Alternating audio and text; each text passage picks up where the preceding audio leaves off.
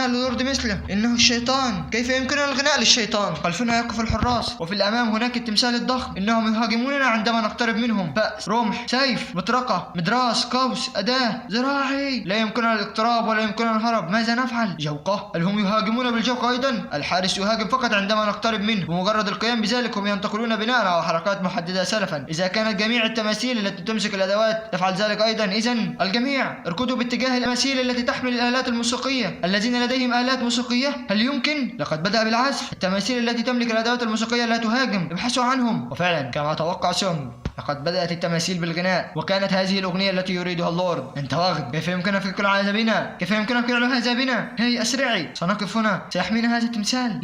لماذا لا يتحرك؟ انتظر، هل يمكن أنه لا يستطيع شخصان البقاء أمام نفس التمثال؟ إنه كذلك فعلا. ابقي هنا وأنا سأتحرك، ستكونين في أمان إذا بقيت هناك. جينوو، فقط القليل بعد، القليل، لقد تفاديته. ليس من ذلك الطريق، إنه ليس آلة موسيقية ولكنه درع، سيقتلني. آلة موسيقية، أرجوك، آلة موسيقية. إذا كان هناك حقا خيط يمنعني من الموت سأمسك به. وصلت أخيرا، لقد نجوت من هذا التمثال الغاضب. جينوو، هل أنت بخير؟ أجل، إذن ما الذي حدث؟ لقد قطعت طاقة. ما الذي تقولينه؟ فعلا لقد قطع. لا بأس الآنسة جوهي، يمكنك التوقف. تماسك قليلا، أعدك بأنني سأشفيك. سؤال، هل ستكون بخير؟ أمر فظيع. حسنا، على الأقل نجونا. دخل منا 17 والآن بقي 6 أشخاص فقط، واثنين مصابين بشدة. من المؤسف أنك فقدت ذراعك، لكن هذا فقط لأنك اتخذت قرارات متهورة كقائد مجموعتنا. سيد سونغ، فقط انتظر عقابك. أجل، ذلك الوغد ليس مجددا، إنه يتحرك. ما الذي يجري؟ هزة أرضية؟ ما الذي يخرج من تحت الأرض؟ ما هذه؟ وهذا الشيء مسبح؟ هذا مثل ما يستعملونه في الميثولوجيا، شيء يستعملونه كي يضحوا بالكائنات الحية من أجل سيدهم، أبقار وخنازير وخراف وغيرها. والوصية الآخرة، اثبت انتمائك. على الأرجح أن هذا آخر اختبار. مهما كانت درجة غبائي، أعتقد أنني أعلم من المقصود الآن. سيد سونغ، هذا يعني أنه يجب علينا التضحية بواحد منا، صحيح؟ من الذي جلبنا هنا؟ سيد سونغ تشول، إنه أنت. شخص كان يتباهى بمدى حبه لزوجته وأطفاله، تم شطره إلى نصفين، و10 أشخاص آخرين تم قتلهم أيضا. أنت مستعد لتحمل المسؤولية، أليس كذلك؟ إذا أثبت ذلك الآن. سيد كيم سانغ، هذه مبالغة. اخرس واثبت مكانك فحسب. السيد كيم محق، يجب أن أتحمل المسؤولية. أريد أن أذهب بنفسي، لذا رجاء أن ابعد عني هذا. لكن هذا ليس خطأه لوحده. جينو، جراحك لا تزال. جميعنا صوتنا كي نأتي إلى هنا. من الجبن القول بأن هذا خطأه لوحده. يقف سيد سونغ كيم أمام التمثال. ماذا؟ ما الذي يحصل هنا؟ هاي سيد سونغ، أليس هذا ما يفترض بنا فعله؟ اشتعل، لقد أضاءت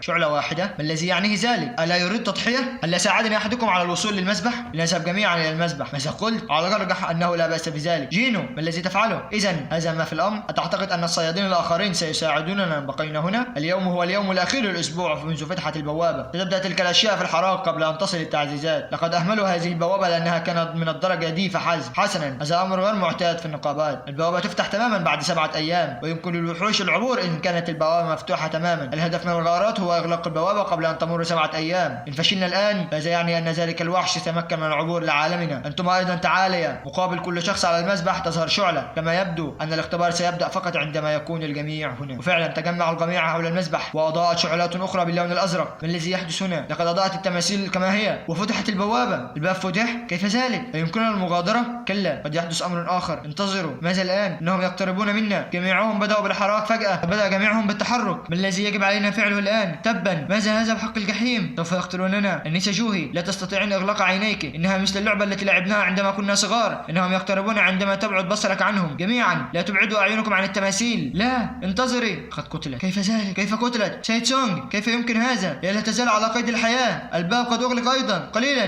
لقد مرت عبر الباب. لم تقتل. كيف ذلك؟ هناك شعلة زرقاء قد اختفت بعد فترة من الزمن. واحدة من الشعلات الحمراء والتي قد ظهرت على حسب عدد الناس الموجودين في المسبح اختفت عندما غادرت. الوصية الأولى كانت تعظيم اللورد، والثانية الغناء للورد. على الأقل الخطوات ليست ألغاز مثل أسئلة أبو الهول، ولكن الباب مفتوح فخ أمل زائف. عندما ظهرت جميع النيران الحمراء فتح الباب، وبينما يغلق قليلا كل فترة شعلة حمراء تختفي. الباب سيغلق بالتأكيد عندما تنطفئ كل النيران الحمراء. أثبت انتمائك، يعني أنه حتى في هذه الحالة الرعب والخطر والإغراءات الرائعة تحافظ على انتمائك. آسف، أنا لا أعتقد أنني أستطيع البقاء أطول من ذلك. انتظر. ماذا؟ لقد خرج. لا تتحركوا. لا يمكن لأي شخص آخر المغادرة. نحن لا نمتلك العدد الكافي من الأشخاص لنظر لكل التماثيل. سنموت جميعا. سيد سونغ، ماذا يحدث؟ رجاء فسر الأمر. كل ما يحدث أن علينا فعله هو البقاء والنظر للتماثيل حتى تختفي كل النيران الزرقاء. النيران الزرقاء هي المؤقت. سنتمكن جميعا من المغادرة فقط عندما يختفوا جميعا. سيد سونغ، ربما تكون محقا، ولكن ألن يغلق الباب تماما عندما تنفذ النيران الزرقاء؟ هل أنت متأكد؟ لا أكون صادقا. أنا لم أتخيل أبدا أن شخص مثل ضعفك يمكن أن يكون مفيدا للغاية. لقد قللت من شأنك دائما، لم أتوقع حقا أن شيء يمنحك، لم أتوقع حقا أي شيء منك، حتى عندما انضممت لفرقتنا. العديد من الأشخاص ماتوا عندما دخلنا هذه الغرفة، لكن الأحياء منا بقوا على قيد الحياة بفضلك. كله بسببك أنت تمكنا من حل الألغاز هنا. أنا أيضا لا زلت حي بسببك. شكرا لك سيد كيم سانج. ما الذي تقوله؟ لكن أنا أيضا لدي عائلة، لا أريد الموت هنا، لا أريد. أنا آسف، لا أعتقد أنني يمكنني البقاء هنا أكثر من ذلك. سيدي أنا آسف. شكرا لك، لا تجعلني أضحك. أنت هروبك من هنا سيتسبب في مقتلنا جميعا. ماذا يفعل؟ ما الذي يحدث؟ أنت هربك من هنا سينتج عنه موتنا. كاد الباب أن يغلق، فات الأوان. لكن أخيرا فهمت ما يجري. فلتغادرا أنتما الاثنين. سيد سانج تشول، لن يغلق الباب بالكامل ما دام هناك أشخاص موجودين في المذبح. صحيح أنت ما زلت أمامكما الحياة طويلة، يقدر بكما أن تغادرا. أنسة جوهي، أيمكنك المساعدة سين سونغ؟ أجل، لكن هل سأقدر على ذلك؟ إن قدمي لا تستحمل ذلك، ساقاي لا يريدان الحراك. لا بد أنه بسبب استهلاك المانا. استعملت الكثير من المانا لشفاء السيد سونغ. سيد سانج خذ الأنسة جوهي وغادر هذا المكان. قلت بأنني سأبقى، إذا من سيساعد الأنسة جوهي على الخروج من هنا؟ لا وقت لدينا، اذهب. ماذا أتريد تضحية بحياتك؟ كلا جينو، أفضل البقاء معك. وعدت بأن أدعوك للطعام، صحيح؟ اسبقيني وابدأي الأكل، سألحق بك عندما أخرج من هنا. هذا ليس الوقت المزاح يا السخيف، لقد أفقدت الوعي. آسف، لكن لم يتبقى أي وقت حقا. اعتني بها من فضلك. أجل سأفعل. الحمد لله، على الأقل الشيء الوحيد الذي سيموت هو أنا. كنت لا أحصل على تأمين لو أنني علمت بأن هذا سيحصل. ما الذي يحدث؟ بما أن الأمر وصل إلى هذا، تأخذ معي وحشا منهم على الأقل. تعالوا. ونشوف سونج والتماثيل العملاقة اتحركت ناحيته علشان تقتله، وفعلا التماثيل أصابته إصابة خطيرة. وبنشوف سونج وهو بيلفظ أنفاسه الأخيرة، وكان آخر كلامه إن هو بيتمنى لو هو بيحصل فرصة تانية علشان يقدر يعيش حياة غير اللي عاشها دي. لكن واحد من التماثيل بيضربه بضربة قوية وبيكون هيقضي على حياته بالكامل. لكن في اللحظة الأخيرة في شاشة غريبة بتطلع لسونج وبتعرفه إن هو أكمل جميع المتطلبات اللازمة للمهمة السرية، وكان المتطلبات ديت إن هو لازم يكون شجاع. لكن سونج بيكون مصدوم وما بيكونش عارف إيه اللي ظهر قدامه ده، وفجأة بيسمع صوت جوه عقله بيقول له إن هو اكتسب الحق إن هو يصبح لاعب. وبيكون سونج مشتت من الأحداث الغريبة اللي بتحصل له، لكن الصوت بيرجع له تاني وبيعرفه إن هو ما عندوش وقت كتير ولازم يقبل المهمة يرفضها. لكن إن رفض قلبه هيقف بعد ثانيتين بالظبط. يرجع يسأله إن كان هيقبل، وما بيكونش هناك خيار تاني عند سونج غير إن هو يقبل يكون لاعب. وبيعرفنا طالما إن الفرصة جت لحد عنده هو أكيد مش هيضيعها. وبتظهر له شاشة تانية من النظام بتعرفه إن هو حاليا بقى لاعب. وفجأة بيظهر ضوء غريب من سونج وبيصحى من النوم في مكان غريب، وبيرجع يفكر إن كان ده حلم ولا لأ. وبيكون جوه مستشفى، وفجأة مجموعة من الناس بتفتح الباب وبتدخل عنده وبتسأله إن كان أخيرا استيقظ. لكن سونج ما بيكونش عارفهم وبيسألهم هم مين بالظبط. لكن المجموعة بتعتذر له وبتعرفه إنهم مفتشين من نقابة الصيادين الكورية. وهنا سونج بيسأل نفسه ليه المفتشين عايزين يشوفوه. وهنا المفتشين بيعرفوه إن هو كان نايم ل3 أيام. وفجأة بيتصدم وبيسألهم عن الآنسة جوهي والسيد سانج، وبيعرفوا المفتشين إن هم في أمان. لكن إيد الصياد شي يول المقطوعة هتمنعه على الأرجح من القيام بعمله، علشان كده هو عنده فرصة إن هو يتقاعد لو هو عايز كده. والصيادة جوهي لسه هي كمان بتتعالج بسبب الصدمة اللي اتعرضت ليها، ومن الصعب جدا عليهم إن هم يكونوا صيادين من تاني، ولسه بيكملوا له عن صيادين تانيين كانوا معاهم في الرحلة. لكن سونج بيعرفهم إن ده كفاية، وبيفتكر اللي حصل للناس اللي كانوا معاه في الرحلة وإن إزاي هم ماتوا بطريقة وحشية. وبيعرفوا المفتش إن عدد الأشخاص اللي نجوا من الوكر المزدوج هو 6 أشخاص بس. وعلى الرغم من إن الصيادين متعرضين للخطر في كل وقت، بس من النادر إن يحصل مجزرة زي ديت. ولما وصل المحققون ونقابة النمر الأبيض لمكان الحادث كل حاجة اختفت، ما كانش فيه هناك غيرك في الغرفة ديت، ووجدناك ممدد على ذلك المسبح وما لقناش أي تمثال أو أي حاجة من الصيادين اللي كانوا معاك وصفوه. وهنا سونج بيتفاجئ وبيعرفهم إن ده مستحيل، وإن إزاي كل حاجة اختفت كده مرة واحدة. والمحققين بيعرفوه إن هم مش قادرين يصدقوا كده برضك، لأن أقوال الشهود كلهم واحدة وما فيهاش أي اختلاف ولو بسيط. لكن إحنا عندنا استنتاج إن أنت ممكن تكون مستيقظ من النوع المزدوج. وبيفتكر سونج إن هو سمع الكلمة دي قبل كده. ونعرف إن الإيقاظ عموما بيكون قوة بيكتسبها الصياد وما بتحصلش في العموم إلا مرة واحدة، ولكن في فرص نادرة إن بيكون في صيادين بيحصل لهم عملية الإيقاظ دي لتاني مرة. وكان في قضايا قبل كده لصيادين اترقوا من رتبة سي لرتبة ايه على طول، أو من رتبة بي لرتبة اس على طول، واللي فيه بيكون عند جمعية الصيادين كاشف للقوة السحرية وبيدوه لسونج علشان يعرفوا إن كان عنده إيقاظ مزدوج ولا لأ. وبيقولوا له كل اللي عليك تعمله إنك تحط إيدك على الجوهرة القرمزية ديت. وبيقول المحقق في نفسه لو كان في وحوش خطيرة زي اللي وصفوه الناجين، الصيادين اللي أقل من الرتبة ايه مش هيقدروا حتى يخدشوهم، ولازم بس نجمع نخبة الصيادين من الرتبة ايه والرتبة اس وهم اللي هيقدروا ينقذوا الوضع. لكن ازاي الوحوش دي كلها اختفت مرة واحدة؟ بس من المستحيل برضك ان احنا ما نفكرش ان الصياد سونج تلقى ايقاظ ثاني مزدوج بما انه الناجي الوحيد من المجزرة. لكن بيتفاجئ اول ما يمسك الجهاز اللي قدامه لما بيلاقي ان درجة الجهاز جايبه له 10. وبيتكلم عن سونج وبيقول ان القمامة هتفضل قمامة طول عمرها، ده حتى ادنى درجات الرتبة ايه في حدود ال70 نقطة. وهنا سونج بيسأله عن النتيجة، لكن المحقق بيعرفه ان هم اشتبهوا فيه بدون داعي، وهنا بيسيبوه ويمشوا. وهنا سونج بيكلم نفسه بيعرفنا ان هم هيقدروا يشوفوا اللي هو شايفه ده ولا لا، وبيكون رسالة من النظام وبتعرفه ان هو عنده بريد غير مقروء. وهنا سونج بيفتكر رجله اللي اتقطعت والجروح اللي كانت في جسمه كل حاجه رجعت بالظبط قبل ما يخش الزنزانه، وبيكون مشوش لحد دلوقتي ومش عارف يفرق ان كان ده حلم ولا واقع. وبيقولوا ان هو كان لازم يقول لهم ان كانوا قادرين يشوفوا شاشه النظام دي ولا لا، وبيحاول يلمسها لكن الباب بيتفتح وبيخش عليه واحده جميله وبتساله عن صحته، وفجاه بتتحول عليه وبتعرفه انه ما كانش لازم يعرض نفسه لاي اصابه وان هي كانت قلقانه عليه قوي. وهنا سونج بيعتذر لها. هنا البنت بتعرفه ان ليه كل اللي بيخش الزنزانات بيرجعوا بخير ما عدا هو اللي بيتعرض للاذى على طول. وهنا سونج ما بيكونش مصدق نفسه ان هو فعلا كان هيضحي بحياته ويسيب دي وراه. ولما البنت اللي قدامه بتكمل وصلة الزعيق بتظهر رساله لسونج، والبنت دي بتطلع اخته وبنعرف ان اسمها جينا، وبيسالها ان كان هتقدر تشوف الرساله ديت ولا لا. وهنا جينا بتساله ان كان حصل له اي خلل في دماغه ولا حاجه عشان بيتكلم كلام مش مفهوم، وبيعرفها سونج ان هو لو بيلعب لعبه وجاله بريد ممكن يعمل ايه. بتعرفه ان هو لازم يفتح علبه البريد على طول، وفعلا سونج بينفذ كلامها وبيطلع رساله مكتوب فيها يكون في مهمه يوميه، ومهمه النهارده ان هو يتحضر عشان يصير صياد اقوى. وهنا سونج بيستغرب من الرساله ديت لكن النظام بيديله تنبيه وبيعرفه ان هو هيساعد في نمو اللاعب، وبيجي له تنبيه تاني وبيعرفه ان هو لو فشل في تطبيق تعليمات النظام هيكون هناك عقاب، ولو حقق المهمه هيكون في جائزه. وهنا بيفتكر سونج ان هو شاف الرساله دي قبل كده لما كان في الدنجون المخفي وما بيكونش عارف يعني ايه التحضير عشان يبقى اقوى، وبيفتح معلومات عن المهمه ديت وبيشوف الاهداف اللي لازم يحققها، ان هو لازم يعمل 100 تمرين ضغط و100 تمرين جري و100 تمرين رفع و100 تمرين قرفصاء، وبيكون في تحذير في نهايه المهمه ان هو لو ما كملهاش هيتعاقب بشده. لكن سونج لحد دلوقتي ما بيكونش مقتنع بالنتيجه اللي قدامه، وان ازاي شخص في المستشفى هيقدر يقوم بالمهمات دي كلها، وان هو هيحاول يستكشف الموضوع ده. لكن بعد ما ياخد وقت راحه ولو قصير حتى وبيظهر له تنبيهات كتيره من النظام، واخر تنبيه بيعرفه ان هو ما اكملش المهمه اليوميه وهو دلوقتي متوجه لساحه العقاب لفتره من الزمن، والارض بتهتز بيه وفعلا بيتنقل لمكان تاني في لمح البصر، وبيكون مستغرب من المكان اللي هو فيه لانها كلها صحراء ولسه لحد دلوقتي مفكر ان كل ده حلم. لكن بيظهر وحش كبير من وراه وبيكون اسمه حريش الرمال العملاق ذو الانياب السامه، وبيطلع له رساله من النظام فيها تعليمات المهمه، وان مهمه العقوبه ان هو ينجو من الوحش ده، وهدف المهمه ان هو ينجو قبل نهايه الوقت، والوقت المطلوب 4 ساعات ولسه قدامه 3 ساعات و59 دقيقه. وفعلا سونج بيطلع يجري من قدام الوحش لكن الوحش ما بيسيبوش وبيطلع برضه وراه، وفعلا سونج بيقدر يفلت منه لحد ما بيتبقى 4 ثواني بالظبط على انتهاء المهمه، وبيكون فعلا الوحش وصل له وهيقتله خلاص. لكن بتظهر له رساله من النظام ان المهمه تمت بنجاح، وبيرجع تاني للمستشفى اللي كان فيها، وبيظهر له رساله من النظام ان هو وصلت مكافئته وعنده خيارين ان هو يقبل المكافاه او يرفضها. لكن سونج بيغمى عليه من كتر التعب، وهنا الممرضه بتخش وتشوف سونج والمكان اللي متبهدل، وبينتقل بينا المشهد وبنشوف 2 من الممرضات بيتكلموا عن مريض سمعوا ان هو صياد وكل يوم بيجري المسافات طويله على الرغم من ان هو استفاق من غيبوبته من يومين بس، وبتسالها ان كان الطبيب قال ايه في الموضوع ده، وبتعرفها ان الصيادين عندهم سرعه شفاء اكتر من الناس العاديه، وان بعض التمارين مش هتضر على صحته، وبيكونوا مستغربين ان هو لسه بيجري لحد دلوقتي، ويكون ده بطلنا سونج وبيكون متضايق من تدريبات النظام ديت، وان دي لو مجرد تدريبات خفيفه فهيعمل ايه في المهمات اللي جايه، وبيكون فعلا حقق المهمات اللي النظام طلبها منه، وبيظهر له مكافآت، وبيكون ان هو يختار جايزه واحده من 3، واول جايزه بتكون ان هو يعافي حالته الجسديه كامله، والثانيه ان هو يزيد نقاط احصائياته، والمكافاه الثالثه ان هو صندوق عشوائي، والنظام هنا بيساله ان كان هيقبل المكافاه ولا لا، وسونج فعلا بيقبل تعافي الحاله الجسديه، وبيكون مستغرب من السحر اللي بيقوم بشفاء كل التعب الناجم عن التدريب طول الوقت، وبيكون حاسس ان الارهاق اللي في جسمه كله اختفى كما لو انه لم يتدرب ابدا. كمان بيعرف ان نقاط الاحصائيات بتاعته والاغراض اللي ممكن ياخدها من الصندوق العشوائي ده بتزود نقاط الحاله بتاعته، بس هو لازم يكون عنده كميه كبيره من النقاط، وبيظهر له تنبيه من النظام ان هو جاله صندوق عشوائي، وبيظهر احصائيات بطلنا سونج وهو اسمه، وبيظهر الاسم سونج جين وو، المستوى الاول، الوظيفه لا توجد، مستوى التعب